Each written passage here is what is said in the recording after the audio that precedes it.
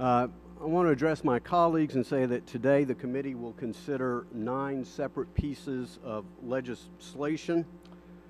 2 to amend the Bipartisan Jobs Act, 6 to amend Title VII of the Dodd-Frank Act, and 1 to enhance the economic analysis performed by the Securities and Exchange Commission in carrying out its regulatory responsibilities. Pundits typically have said in this town that nothing is possible in divided government, that partisanship will always trump statesmanship. Today is a good day to prove them wrong and to work together to improve our economy. 8 of the 9 bills that the committee will consider today are bipartisan. 4 of these bills were approved either by the full committee or the House in the previous Congress with significant bipartisan support. Although the changes in some respects are modest, they are certainly not insignificant changes with respect to our constituents and a challenged economy. I want to thank our colleague, Agriculture Committee Chairman Frank Lucas, for advancing the derivatives bills on which our committees share jurisdiction, and our committee is certainly benefited by having him serve on both committees. The 2 bipartisan bills to amend the Jobs Act, H.R. 701 and 801, simply set a date certain for the SEC to complete the rules to amend Title IV and clarify that savings and loan companies are eligible to avail themselves of the new shareholder registration and deregistration thresholds established by the Act, not unlike banks. The next 6 bills will impact the Dodd-Frank Act, Title VII of the derivatives market. This committee has debated the Dodd-Frank Act in the past. We will debate it in the future. Most on our side of the aisle feel it is dramatically bad. Most on this side of the aisle feel it is dramatically good, but I do not believe that is the debate that we are having today.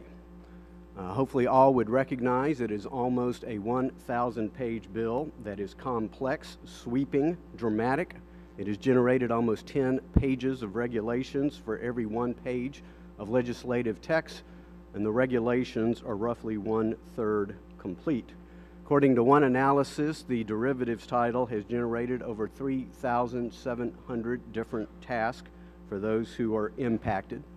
And I think many of us have heard from farmers, ranchers, factory owners in our district who are concerned that potentially there may be some unintended consequences to the legislation and that perhaps regulators have not thoroughly carried out Congress's intention.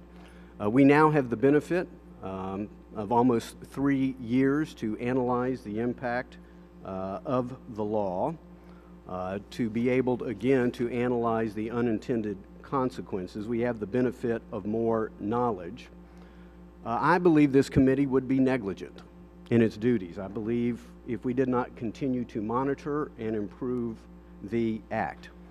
I hope no one, out of blind loyalty to a brand name, will fail to work to improve this Act.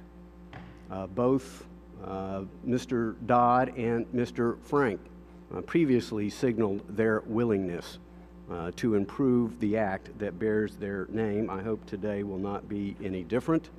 Regardless of your thought of how good the Act might be, it was not chiseled into stone. It did not come down from Mount Sinai. At a time when far too many of our fellow countrymen remain unemployed or underemployed, the derivatives title is a critical one for those who are seeking employment to find work. We have heard again from our farmers, our ranchers, our factory owners, from end users how problematic the current interpretation of these laws may be, or again, an opportunity to add greater certainty where currently uncertainty relies. We know that how companies hedge their risk, so goes their employment opportunities. Last but not least, we'll consider H.R. 1062 offered by Chairman Garrett. The bill will require the SEC to ensure that the benefits of regulations justify its cost. This is another idea that has bipartisan support. It was more than 2 years ago that President Obama issued an executive order requiring executive branch agencies to ensure the benefits of any rulemaking outweigh the cost. The President's executive order does not apply to the SEC. Many believe it is time to ensure, again, a simple cost-benefit analysis.